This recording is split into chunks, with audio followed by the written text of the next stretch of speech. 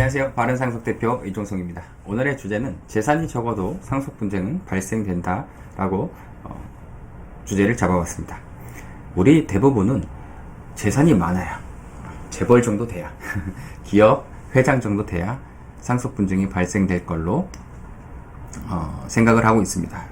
그동안에 매체나 아니면 드라마나 이런 곳에서 대부분 상속 분쟁은 자산가들의 어떤 전유물처럼 그렇게 우리가 여겨왔기 때문입니다. 제가 처음 방송에서도 아마 말씀드렸던 것 같은데, 상속 분쟁은 10년 사이에 6배가 더 많이 증가가 됐습니다. 앞으로도 훨씬 더 많이 증가가 될 걸로 예측을 하고 있습니다. 그러나 중요한 거는 재산이 적은 상속 분쟁이 앞으로는 더 많이 발생될 걸로 예측을 해볼 수가 있을 것 같습니다. 일본이라는 나라를 보면 그것을 더욱더 확실히 예측을 할 수가 있습니다. 일본의 나라는 우리나라와 매우 유사한 인구 구조를 지니고 있습니다. 우리나라도 앞으로 고령화 사회, 초고령화 사회가 굉장히 큰 아마 문제가 될 것으로 여겨지는데, 일본은 우리나라보다 더 먼저 고령화 사회가 아주 문제를 겪고 있는 나라입니다. 그렇다는 것은 일본에도 분명히 상속에 관련된 부분이 현재 문제가 있을 것이고, 또 그 문제를 본다면 우리도 어느 정도 우리나라의 문제도 예측을 해볼 수 있을 거라는 생각을 해봅니다. 일본의 경우에도 상속 관련 분쟁은 우리나라와 마찬가지로 급증하고 있다고 합니다. 특히 조금 눈여겨볼 것은 재산이 크지 않는 이 적은 재산의 상속 관련 분쟁이 아주 급증을 하고 있다고 합니다. 우리는 대부분 상속 분쟁이라고 하면 처음에 말씀드렸지만 어떤 기업의 회장이 수백억, 수천억 자산을 다투고 그런 큰 자산을 밑에 이제 자손들이 막 다투는 모습만 상상을 했었는데, 일본의 경우에는 1억 미만의 자산으로도 상속 분쟁이 일어난다라는 것입니다. 그럼 1억 미만, 5억 미만에 각각 한번 비율을 보도록 하겠습니다.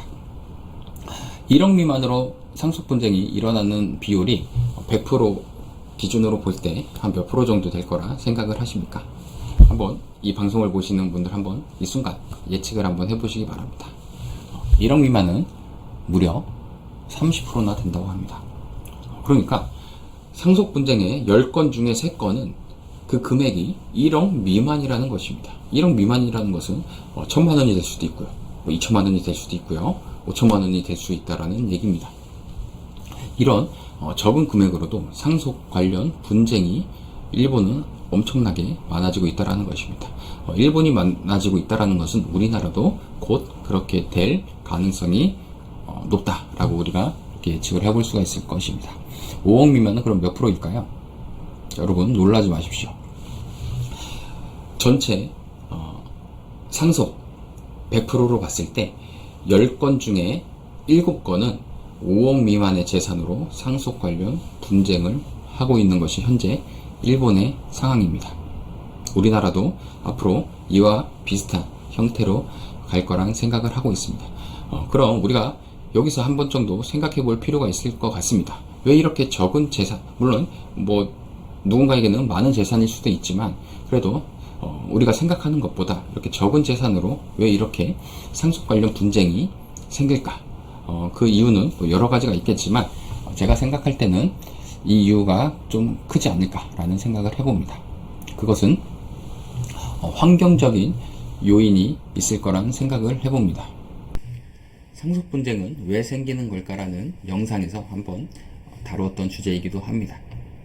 현재 한국과 일본은 저성장으로 아주 치닫고 있습니다.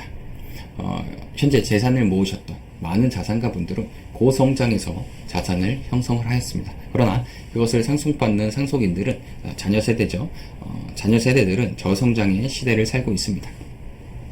저성장의 시대를 살아가는 자녀들은 본인이 지금 열심히 해서 내가 앞으로 밝은 미래 또 많은 자산을 이렇게 형성할 수 있다라는 기대감이 고성장에 살으셨던 분들보다 현저히 낮아져 있는 상태입니다. 그렇기 때문에 지금 이렇게 상속을 받는 사람들은 어떻게 해서라든지 상속을 받을 때 내가 조금이라도 더 많은 상속을 받아야 되겠다.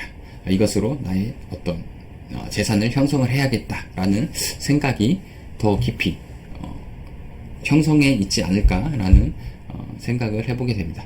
그런 이유가 있기 때문에 1,000만원, 2,000만원, 3,000만원, 5,000만원 이런 금액으로도 가족 간에 서로 소송을 하고 분쟁을 하는 그런 결과가 나오는 것이 아닐까라는 생각을 조심스럽게 해보게 됩니다.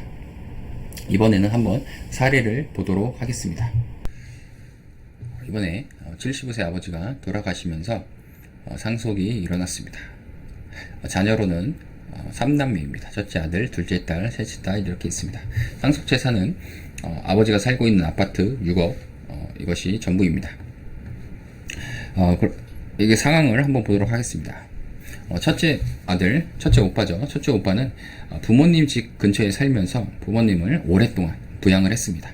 병원도 모셔다 드리고 뭐 이제 식사도 반찬 같은 것도 이렇게 챙겨다 드리고 그렇게 오랫동안 부양을 했습니다. 그러나 가정 형편이 좀 좋지는 않습니다. 그래서 집이 없는 상태이고요. 둘째 딸과 셋째 딸 동생들은 일단 공통적으로 오빠랑 사이가 좋지 않습니다. 그리고 집들은 다 있고요. 어느 정도 이렇게 경제적으로 먹고 살만 합니다. 이런 가정이 있다고 보도록 하겠습니다. 오빠 생각은 어떨까요? 본인이 부모님 집에서 근처에서 살면서 부모님 오랫동안 이렇게 부양을 했기 때문에 당연히 이 아파트는 또 본인만 또 집이 없기 때문에 이 아파트는 더욱더 본인이 이렇게 상속을 받기를 원할 것입니다. 그러나 물론 이제 동생들과 오빠가 사이가 좋았다면 둘째 딸, 셋째 딸은 당연히 오빠가 그동안 한 수고가 있기 때문에 어느 정도 또 인정을 해줄 수 있는 부분이 있을 거라는 생각이 듭니다. 그러나 이 집안은 오빠랑 사이가 좋지 않기 때문에 이런 경우에는 당연히 분쟁이 일어날 수밖에 없습니다. 오빠는 이 아파트를 본인의 명의로 다 하고 싶을 것이고요. 둘째 동생들은 어느 정도 거기에 대한 상속에 대한 대가를 요구를 할 수가 있을 거란 생각이 듭니다. 이런 경우에도 상속이 분쟁이 많이 발생되는 사례이고요. 두 번째는 이번에는 어머님이 돌아가셨다고 생각을 보도록 하겠습니다. 자녀로는 첫째 아들, 둘째 아들 두 명만 형제입니다. 그리고 둘 다 결혼을 하지 않았습니다. 상속 재산으로는 사망보험금 3억이 지급된 게 전부입니다. 첫째 아들 같은 경우에는 10년 전 사업을 한다고 1억을 지원을 받았습니다. 둘째 아들은 사전 증여가 받은 것이 없습니다. 만약에 이런 경우에 이번에 상속재산 3억을 가지고 어떻게 할 것인지를 놓고 고민을 했을 때 당연히 첫째 아들 입장에서는 어떨까요? 3억을 반씩 1억, 5억씩 나누자고 주장을 합니다. 둘째 아들은 어떨까요? 10년 전에 형은 사업자금 1억을 먼저 받았기 때문에 이번에는 내가 2억을 받고 형이 1억을 받는 게 맞지 않겠냐라는 얘기를 합니다. 그러나 형은 이것은 10년 전에 받은 것이고 또 이미 이 돈을 다 썼고 현재 나도 지금 상황이 어렵기 때문에 그냥 1억 5천만 원씩 서로 나누자라고 이렇게 주장을 합니다. 결국에는 이 가정도 이 5천만 원 때문에 서로 소송을 하고 분쟁이 생겼던 사례입니다. 이만큼 우리 곁에는 이렇게 적은 금액으로도 상속 분쟁이 지금 많이 일어나고 있습니다.